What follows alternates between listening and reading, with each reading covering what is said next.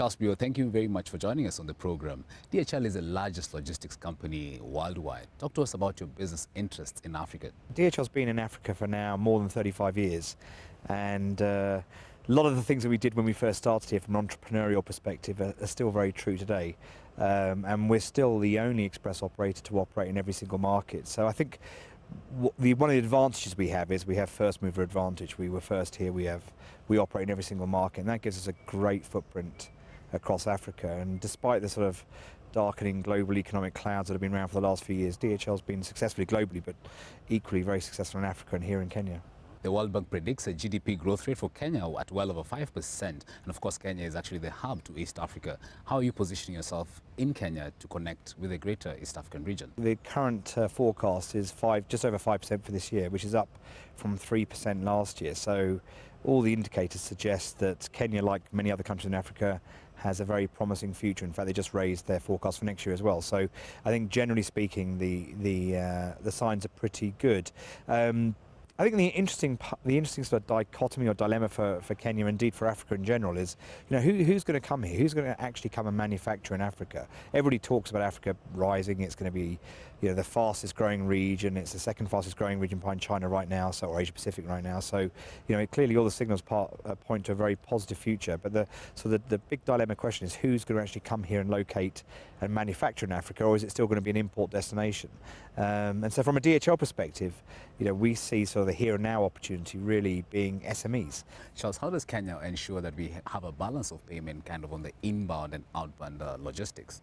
Typically, we tend to look at sort of the outbound part of our business. In every market we operate in, we tend to look at that. But our business is a network. So Kenya is only as successful as the other 219 countries we operate in.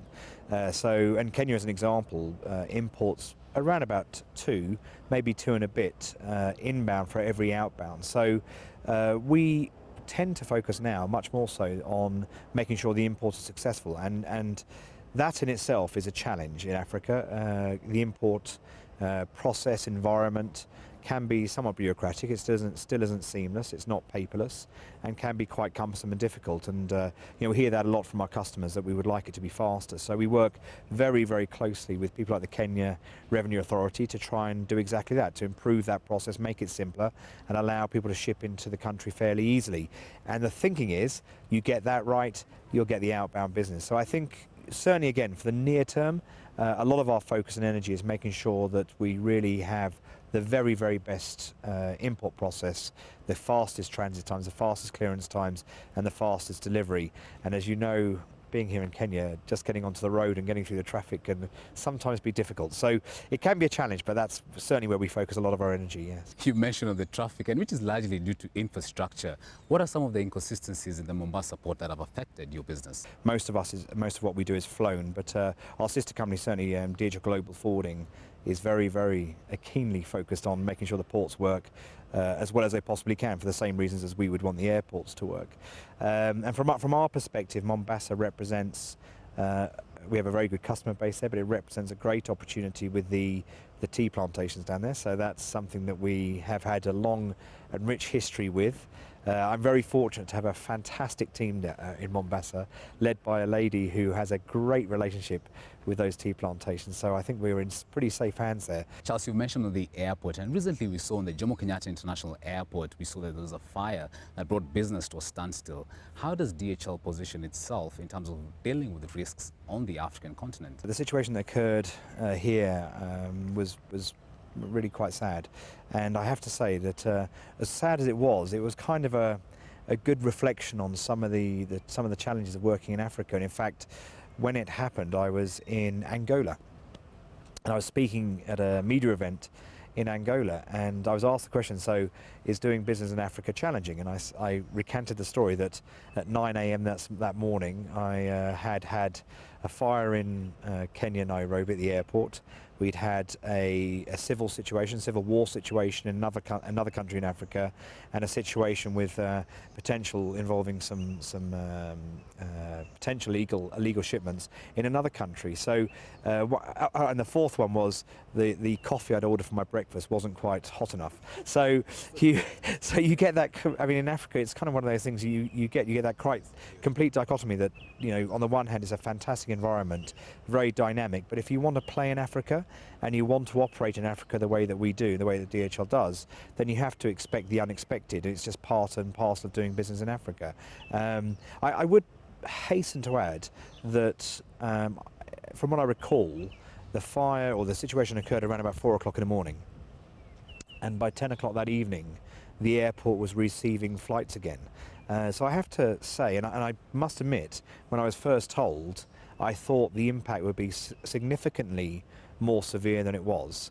But the Kenya airport managed to get up and running again inside of 24 hours, which is absolutely amazing. And so I think credit to the airport authorities for doing so.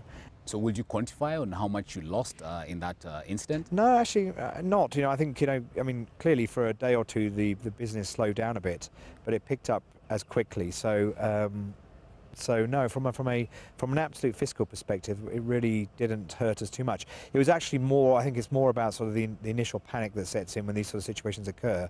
But again, we practice for these types of things. We know that they can occur. We have contingency plans developed. We have our own aircraft, which is an absolute plus, so we don't have to rely purely on commercial. So here, for example, we operate 2 DHL aircraft, and across Africa we operate nearly 17 aircraft now across Africa. And now to an issue that has recently been on the news lately is the Kenya-China trade relations. And in fact, our president was there last week for bilateral agreements. How is DHL, as the #1 logistic company worldwide, positioning itself to take advantage of such? Well, DHL operates in more than 220 countries worldwide, and we're the #1 express and logistics company, and therefore, not too surprisingly, we're #1 in China and we're #1 here in Kenya. So I think, generally speaking, if those trade or bilateral trade agreements improve trade between the two countries, but I think DHL will do very well, and we're set up for success in those markets. So I think as long as that investment is ethical, as long as that investment comes back to the people of Africa, they see a return on that interest, then I think that's a positive thing for Africa. It'll only help us, yeah.